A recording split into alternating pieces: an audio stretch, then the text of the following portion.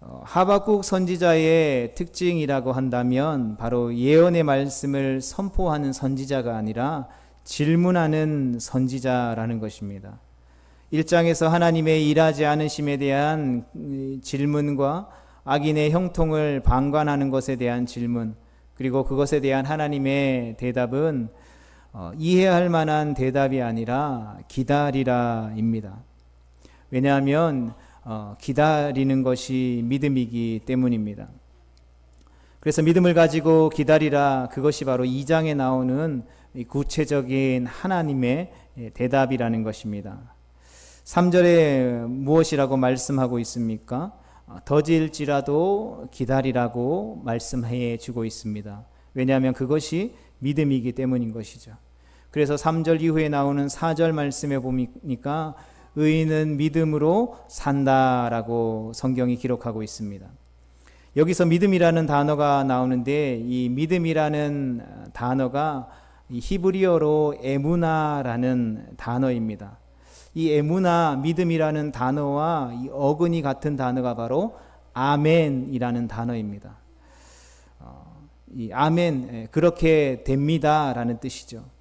아멘, 에무나, 이 어근이 똑같은데 이것은 이 버틴다라는 뜻을 가지고 있습니다. 끝까지 버티는 것, 에무나, 믿음이라고 하는 것은 버팀, 견딤 뭐 이런 뜻이죠. 그래서 견딤보다는 이 버팀에 가까운 단어인 것입니다. 그래서 끝까지 버티면서 기다리는 것, 그것이 믿음이라는 것이죠. 이 용법을 구약 성경에 보니까 요즘은 뭐 이렇게 인터넷도 그렇고 프로그램들이 잘 돼 있어서 이렇게 뭐 검색하면 이 에무라라는 단어가 몇 번 나오나 검색해 봤더니 이 49번 성경에 나옵니다. 구약 성경에서 이 49번이 나오는데 첫 번째 나오는 장면이 이 출애굽기 27장에 나오는 이 광야에서 이스라엘 백성들과 아말렉이 함께 전쟁하는 장면에서 나옵니다. 모세와 아론과 훌이 전쟁하는 이스라엘 백성들을 두고 산의 높은 곳에 올라가서 그 전투를 바라보면서 모세가 손을 들고 하나님 앞에 기도할 때에 손을 들면 이기고 손이 내리면 지는 그 아말렉과의 전투에 바로 이 에무나가 처음으로 등장하는 것이죠. 이 말씀을 보면 해가 지도록 손이 내려오지 않더라 이 표현할 때 버틴다 이 표현이 사용되어졌다라는 것이죠. 그러니까 손이 내려오지 않도록 버텼다라는 것이죠. 주변에서 아론과 훌이 잡아줘서 버텼다라는 것입니다. 그것이 바로 에무나, 믿음이라는 것이죠. 그러니까 하나님께서 우리에게 어떠한 하나님이 일하시지 않는 것 같고 악인들이 형통하는 것 같은 그러한 질문 가운데에 어떠한 이해를 알려주시기보다는 버티면서 기다려. 그러면 나중에 이해하고 믿는 게 아니라 믿으면 이해하게 된다라는 것을 말씀해 주고 있다라는 것이죠. 이와 참 비슷한 이 고사성어가 있는데 이 독서 백편 의자현이라는 표현이 있습니다. 그러니까 어떤 책이나 글을 100번 읽어라, 몰라도 100번 읽다 보면 그러면 나중에 그것을 이해할 수 있게 된다라는 뜻이죠. 그러니까 성경에 주로 적용하면 좋을 것 같습니다. 우리가 성경을 처음 읽거나 자주 접하지 않아서 이게 무슨 내용인지 잘 모르는데 어떻게 읽냐라고 이야기하시는 분들이 있는데 몰라도 그저 계속해서 읽다 보면 깨닫게 해 주신다라는 것이죠. 이게 딱 그 말씀이라는 것입니다. 에무나와 같은 의미. 그러니까 버티면서 계속해서 반복하다 보면 나중에 이해하게 된다라는 것이죠. 그래서 하나님께서는 지금 인생에 있어서 왜라고 하는 질문을 통해서 묻고 있는 하박국 선지자에게 이것은 이렇게 된 거야 라고 이해를 주시는 것이 아니라 버티면서 기다려야 해. 그게 믿음이야. 나중에 다 때가 되면 알려줄게 라고 말씀하고 있는 것이죠. 실제로 이 뒤의 말씀을 보면 하나님께서 이 하박국 선지자에게 말씀해 주십니다. 알게 해 주신다라는 것이죠. 그러니까 우리의 신앙도 이런 자세로 나아가는 것이 중요하다라는 것입니다. 그래서 4절까지인 이 내용에서 버티면서 기다리는 것에 이 구체적인 적용 두 가지를 오늘 말씀을 통해서 살펴보기를 원합니다.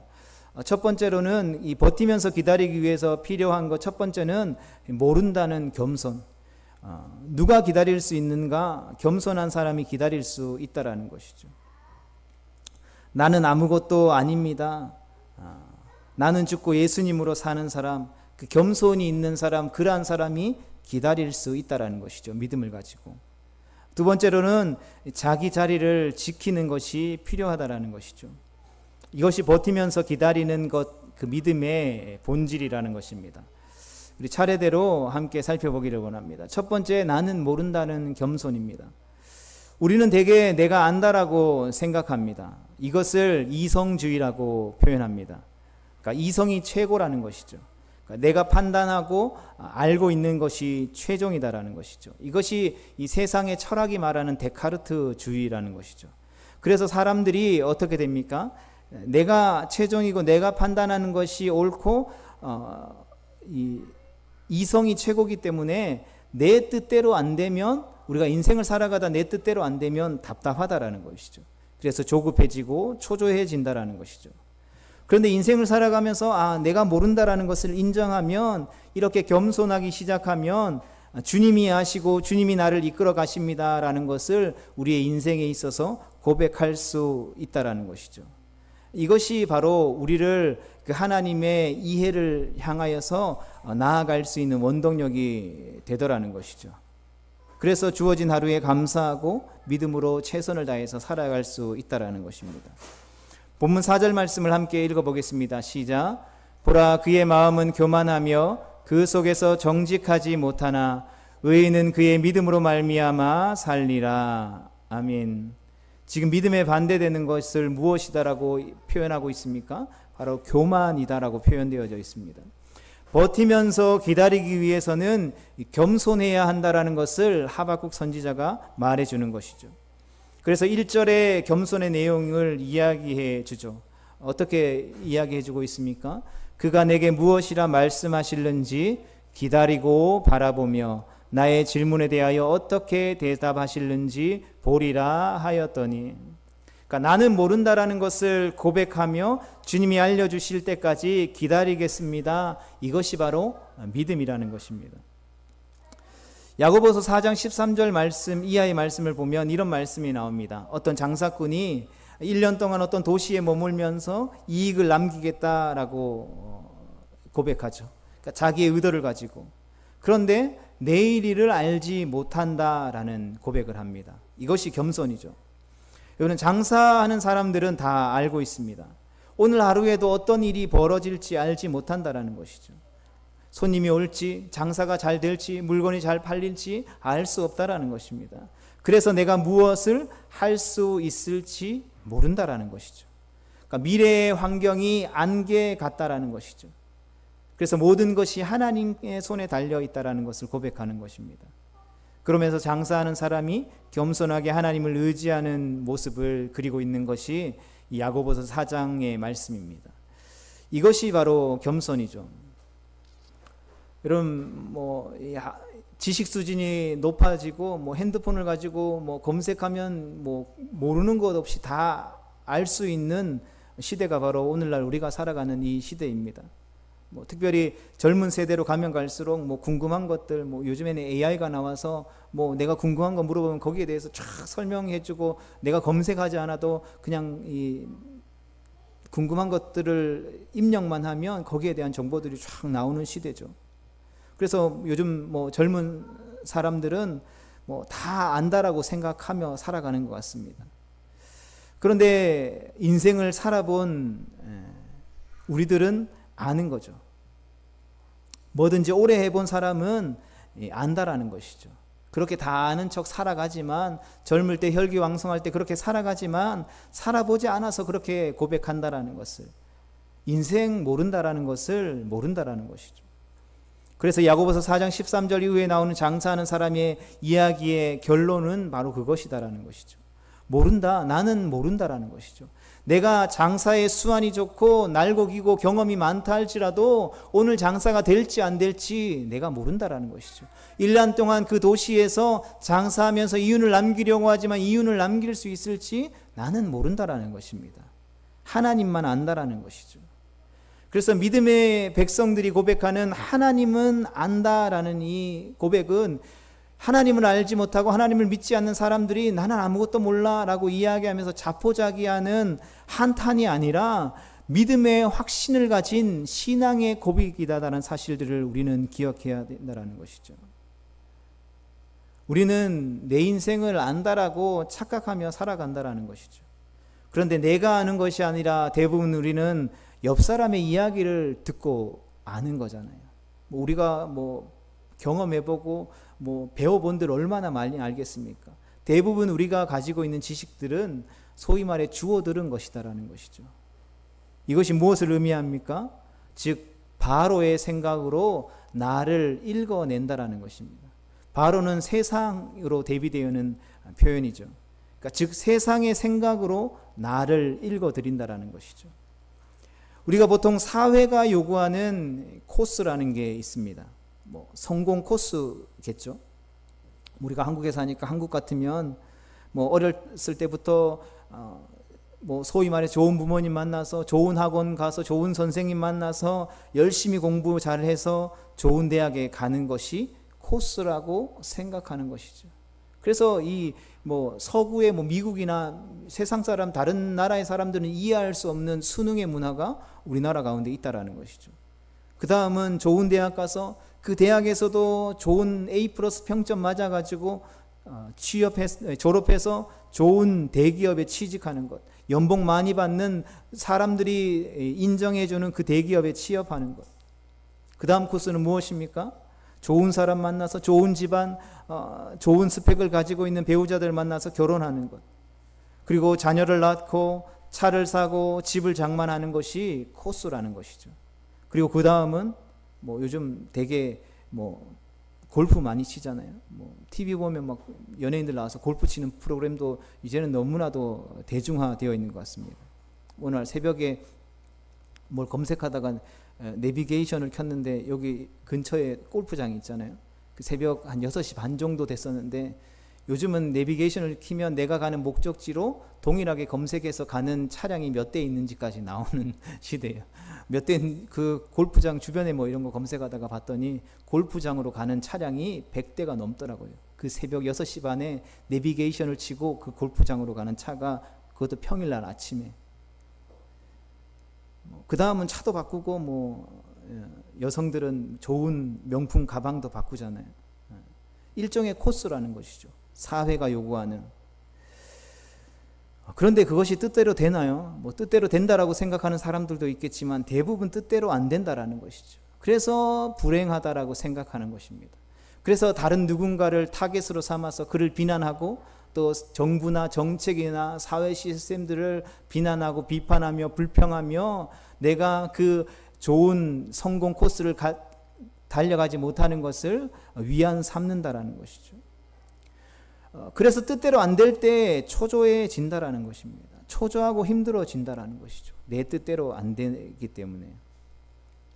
여러분, 그런데 이게 다 세상으로부터 주어들은 내 생각이라는 것이죠.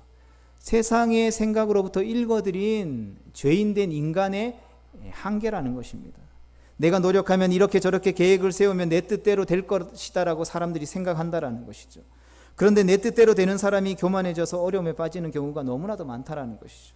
오히려 안 되는 사람들, 망하는 사람들이 빨리 겸손해져서 빨리 하나님의 말씀으로 돌아가는 경우들이 많다라는 것이죠. 그런데 우리는 초조해서 기다리지 못한다라는 것입니다. 기다리는 것은 내 뜻대로 되지 않는다라는 것이죠. 그러니까 내 길을 주님이 아십니다. 그런 사람이 기다릴 수 있다라는 것이죠. 하박국서의 별명이 짧은 욥기라고 이렇게 가지고 있습니다. 욥기 42장으로 내용도 많고 내용도 어렵고 굉장히 길죠. 읽기 힘들면 이 하박국으로 말씀을 읽으면 이 함축해서 이렇게 내용들을 비슷한 내용들을 읽어 내려갈 수 있다라는 것이죠. 주제가 거의 비슷하다라는 것입니다. 우리가 잘 알고 있는 욥기 24장 10절 말씀, 이 욥기의 하이라이트가 되는 그 말씀이죠. 내가 가는 길을 오직 그가 아시나니. 누가 안다고요? 주님이 아신다라는 것이죠. 그리고 그가 나를 단련시킨 후에 내가 정금같이 나아오리다. 여러분, 중요한 고백이 뭐냐 하면 정금같이 나아오는 것보다 중요한 것, 그것은 바로 초록색으로 기록된 말씀이죠. 내가 가는 길을 내가 아는 것이 아니라 오직 그가 아신다라는 것이죠. 그러니까 나는 모르고 하나님이 아신다라는 것이 겸손이다라는 것이죠. 그렇게 겸손하니까 우리가 하나님의 뜻을 기다릴 수 있다라는 것이죠. 그러니까 우리가 하나님의 뜻을, 하나님의 일들을 기다리지 못하는 이유는 내가 알기 때문인 것입니다. 내가 아는데 못하니까 불안하고 초조한 거죠. 이런 일들이 교회 안에 있으면 이렇게 하면 되는데 이렇게 하지 않는 것들을 바라보고 있으니까 답답한 거예요. 하나님이 하시도록 일하시는 것이 아니라 내가 할 수 있다라고 생각하고 내가 어떻게 하는지 안다라고 생각하니까 우리의 마음이 초조해진다라는 것이죠. 그런데 실제로는 우리가 아는 것이 있습니까? 우리가 알고 있는 것이 하나도 없다라는 것입니다. 그럼 동양의 유명한 이야기 세용지마 이야기를 아시죠? 그러니까 보면 볼수록 성경적인 이야기인 것 같습니다. 가난한 집에 말 한 마리를 가진 집이 있었습니다. 근데 어느 날 이 말이 도망을 가버렸죠. 주변 사람들이 안 그래도 찢어지게 가난한 집에 말 한 마리 있던 거 그냥 도망가 버렸으니까 아이고 참 안 됐다, 어떡하냐, 이제 뭐 먹고 사냐 라고 이야기했더니 그 말을 잃어버린 주인이 이게 좋은 일인지 잘된 일인지 안 된 일인지 모른다라는 거죠. 어떻게 그걸 우리가 알 수 있냐라는 것입니다. 그런데 이후에 도망간 말이 변방에 가서 좋은 말 하나를 끌고 왔죠. 그래서 많은 사람들이, 또 이웃 사람들이 생각할 때, 와, 이 말 하니 갔더니 좋은 명말을 가지고 와서 말이 한 마리였는데 두 마리 됐으니까 축하합니다, 좋은 일이 생겼네요 라고 이야기하죠. 그랬더니 그 사람이 뭐라고 이야기합니까? 모른다라는 거죠. 나는 그게 좋은 일인지 잘된 일인지 축하할 일인지 모른다라는 것이죠. 화가 될지 어떻게 아느냐라는 것이죠. 실제로 그 가지고 온 말을 타고 자신의 아들이 다쳐서 발을 절게 되죠. 그래서 또 이웃 사람들이 와서 위로하잖아요. 아이고 참 안 됐네, 좋은 일인 줄 알았더니 그 말 타고 그렇게 나쁜 일이, 이제 먹고 살아야 되는데 다리도 다쳐가지고 이제 어떡하냐라고 이야기하니까 또 동일한 고백을 이 주인이 이야기하는 것이죠. 그리고 어떤 일이 발생합니까? 1년 후에 전쟁이 나서 동네 건강한 청년들이 다 전쟁에 나가서 다 전사하게 되죠. 근데 이 집의 아들은 장애를 입었기 때문에 전쟁에 나가지 않게 되었고 생명을 건질 수 있었다는 이야기. 너무나도 유명한 이야기입니다. 성도 여러분, 우리가 압니까? 모른다라는 것이죠. 그러니까 안다고 생각하는 사람들이 판단하고 정죄하는 것이죠. 모른다라는 것이죠. 이것이 잘된 일인지 잘못된 일인지. 이 세몽지마의 이야기처럼 다 뒤집히는 것이죠. 매번 뒤집히기에 우리는 모른다라는 것입니다. 그래서 세용지마에서 깨달을 수 있는 것은 우리는 모른다라는 것, 그러나 하나님은 아신다라는 것이죠. 그럴 때 겸손하게 우리가 기다릴 수 있다라는 것입니다. 나쁜 일인 것 같았는데 기다리다 보면 좋은 것이 될 수 있다라는 것이죠. 왜냐하면 내 생각과 하나님의 생각은 다르기 때문에. 그러니까 우리는 할 수 있는 일은 순종하고 할 수 없는 일은 순종하면 되는 것입니다. 말을 조금 바꾸면 같이 읽어보겠습니다. 시작. 이해할 수 있는 일은 순종하고 이해할 수 없는 일은 신뢰하라. 여러분, 이해할 수 없는 일들을 내가 이해하려고 붙잡고 있어봐야 이해할 수 없다라는 것이죠. 이해할 수 없는 일들은 하나님께 맡겨야 되는 것입니다. 오직 그가 아시나니. 그러니까 나는 모르니까 하나님만 아시니까 하나님이 책임져 달라고 맡겨주시는 것이죠. 여러분, 출애굽기 24장에 나오는 홍해를 건너는 장면 우리가 너무나도 잘 알 것입니다. 하나님이 출애굽 시켜주셔서 나아왔는데 홍해라는 그 바다가 막혀 있다라는 것이죠. 세상의 생각은 갇혔다, 끝났다. 그런데 하나님이 그 홍해를 가르셔서 건져 주셨다라는 것. 그래서 마른 땅처럼 그 홍해를 건너서 하나님이 인도하시는 그 땅 가운데로 나아갔다. 그런데 여러분 생각해 보신 적이 있습니까? 여러분 이스라엘 백성들이 광야 40년 생활 동안 한 번도 걱정한 적이 없었던 것. 여러분 이스라엘 백성들이 광야에서 성경에서 읽으시면서 애굽의 백성들이 우리가 그 애굽의 모든 장자들을 죽이고 애굽의 노예로 있다가 광야까지 나왔으니까 애굽은 세상의 중심이고 막강한 군사력을 가지고 있으니까 우리를 죽이려고 쳐들어올 거야 라는 생각들을 이스라엘 백성들이 했을까요?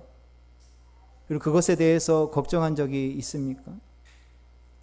하나님이 이스라엘 백성들이 그 홍해를 마른 땅처럼 걸을 때에 후방을 든든하게 하셨다라는 것이죠. 홍해를 가르셔서 우리의 앞길만 열어주신 것이 아니라 애굽의 군대를 그 홍해 바다에 전멸시켜 버리신 것, 이스라엘 백성들이 생각하지도 못했던 잠재의 위협을 철저하게 제거해 버리셨다라는 것입니다. 우리 이스라엘 백성들이 이 사실을 알았을까요? 홍해 앞에 서서 그 뒤쫓아오는 애굽의 군대를 바라보면서 두려워 떨며 불평 불만할 때에 이스라엘 백성들이 상상이나 했겠습니까? 여러분 그들이 생각하지 못했다라는 것입니다. 여러분 이것이 오직 그가 아시나니 하나님만 아시는 것입니다. 우리의 인생에서 이러한 것들을 몇 번 경험하면 우리가 겸손해질 수밖에 없다라는 것이죠. 나는 모른다라는 것입니다. 그러나 하나님은 아신다라는 것이죠. 그래서 하나님 앞에 맡기면 가장 좋은 것을 주시는 거요. 그래서 믿고 맡기면 되는 것입니다. 오늘도 우리가 예배하는 하나님은 창조주이십니다. 창조주는 어떤 분이십니까? 만드시는 분이시죠. 그리고 만드시는 분은 어떤 분이십니까? 바로 주시는 분이시다라는 것입니다. 우리는 피조물이기 때문에 한계가 있기 때문에 무엇인가를 만들어낼 수 없다라는 것이죠. 우리는 그저 받아야 하는 존재라는 것입니다. 그래서 성경은 이 받는 것을 은혜라고 하죠. 값없이 받는 것, 불쌍히 여김 받는 것, 그래서 우리는 태도가 중요한 것입니다. 잘 받기 위해서 우리가 가져야 할 태도가 바로 겸손함이라는 것이죠. 우리는 하나님이 아니라는 것입니다. 하나님이 되려고 하는 사람들이 자꾸 뭘 만들려고 하는 것이죠. 우리는 만들지 못한다라는 것을 깨달아야 하는 것입니다. 우리는 받아 누리는 존재라는 사실을 기억해야 합니다. 그래서 예배가 중요하고 그래서 기도가 중요하다라는 것이죠. 그래서 주시는 분, 창조주 하나님, 만드시는 그 하나님 한 분을 아는 것이 우리에게 너무나도 중요하다라는 것입니다. 우리가 함께 예배하는 이 시간도 그래서 중요한 것이죠.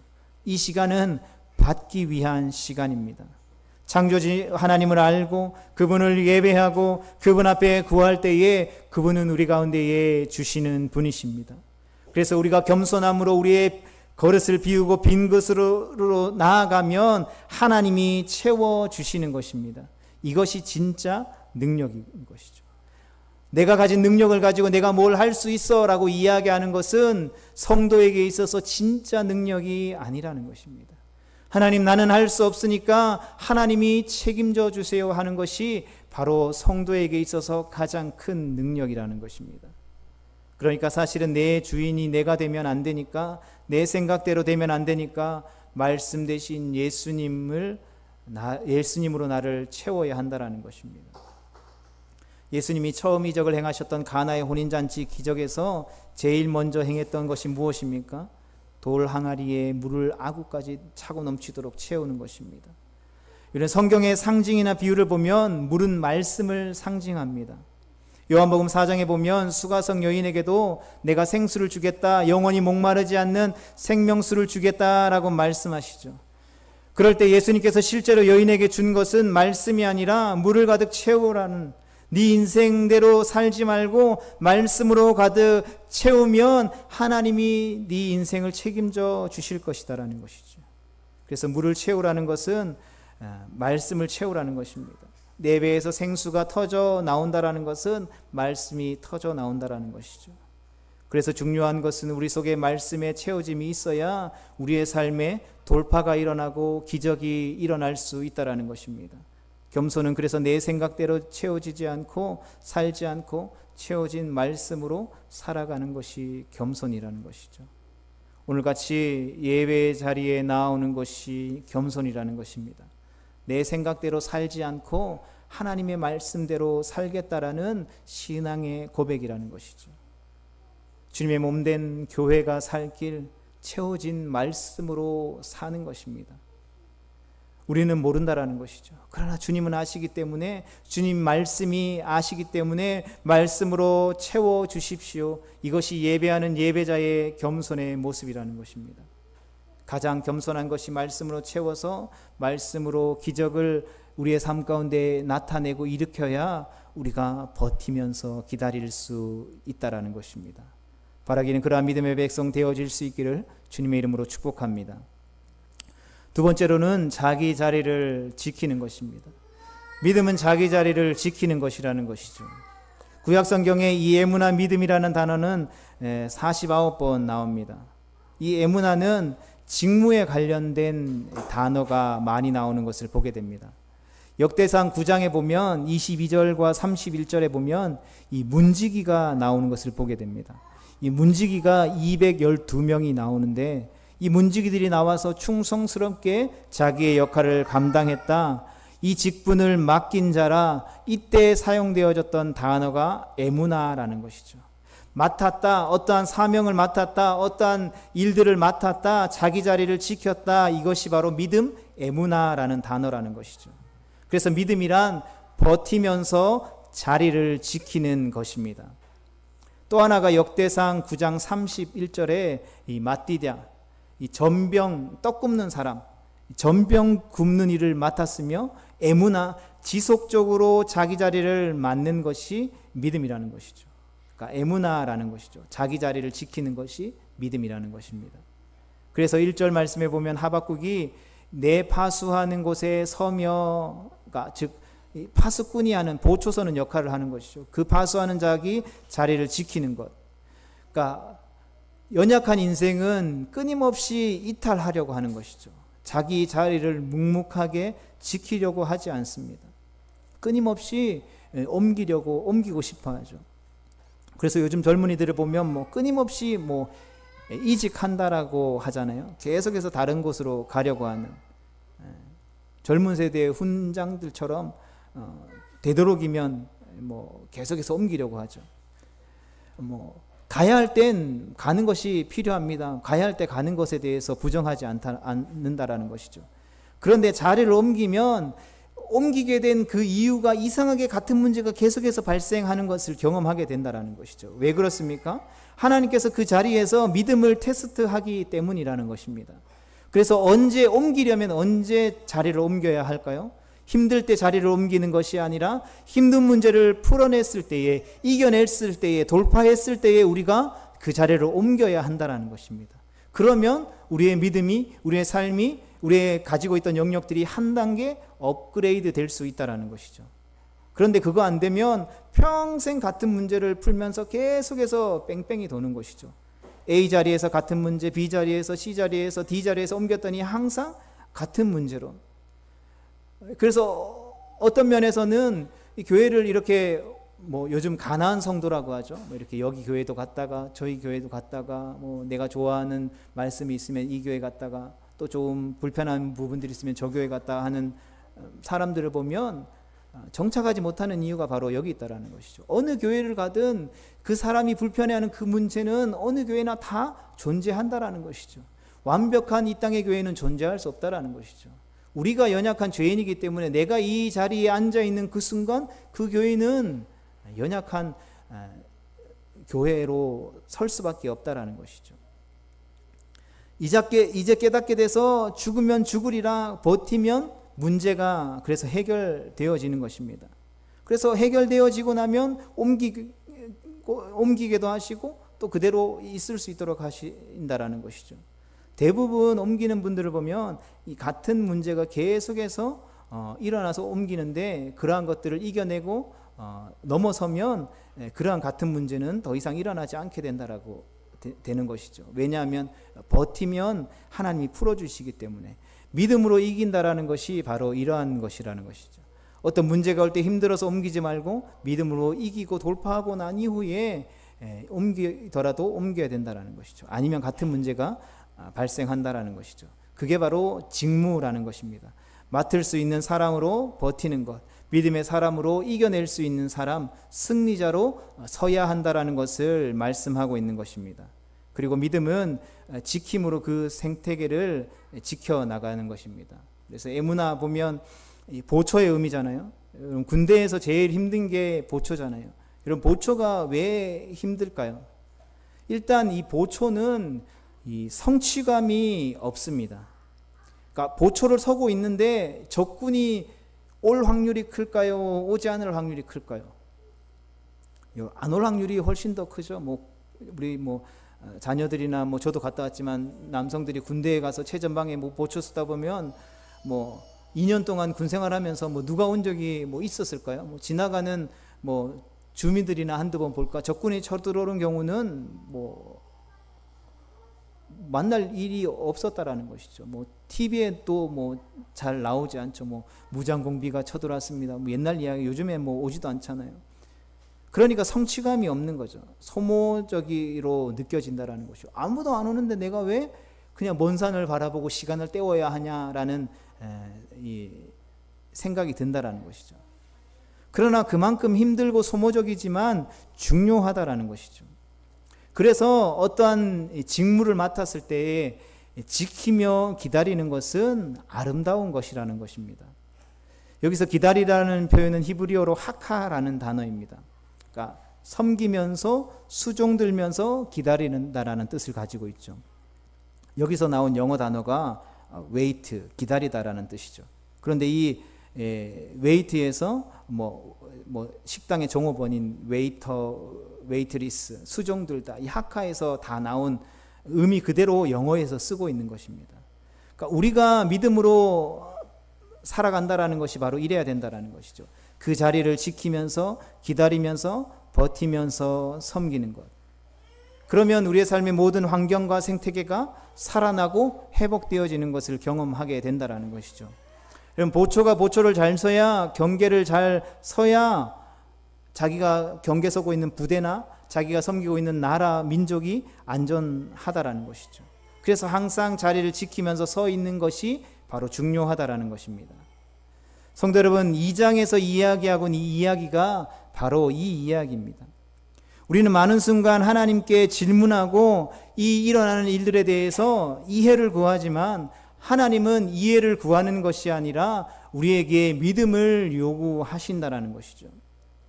믿음이 그러면 뭡니까? 믿음의 내용이 에무나라고 표현하는 것이죠. 에무나인데 에무나를 설명해 주면서 버티면서 기다리는 거야 라고 말씀해 주시면서 어떻게 기다려야 하는지 알겠니? 겸손해야 돼. 나는 아무것도 몰라. 주님만이 아십니다. 말씀으로 채워주세요. 채워주신 말씀의 능력으로 일하겠습니다. 그게 겸손이다라고 말씀해 주고 있다라는 것이죠. 그리고 허락하신 자리를 지키라는 것이죠. 끝까지 자리를 지키면 주시는 분이신 창조주 하나님께서 우리에게 은혜를 베풀어 주신다라는 것입니다. 우리에게 허락하신 그 자리를 지키면 먼저 그의 나라와 의를 구하면 우리에게 필요한 은혜를 주신다라는 것입니다. 우리의 삶 가운데 있어야 할 그 모든 것을 주시는 축복을 우리 가운데에 허락해 주신다라는 것입니다. 그 자리를 지키면 그 자리를 지킬 수 있는 힘과 지혜와 능력을 우리 가운데에 베풀어 주시는 분이 바로 하나님이시다라는 것입니다. 사랑하는 성도 여러분, 이게 믿음이라는 것입니다. 바라기는 이 믿음으로 우리에게 주어지는 그 인생의 수많은 질문 앞에 답을 찾고 그 찾은 답을 통하여서 주어진 삶의 자리 가운데 승리하는 삶을 살아가는 거룩하고 복된 성도들 되어질 수 있기를 주님의 이름으로 축복합니다.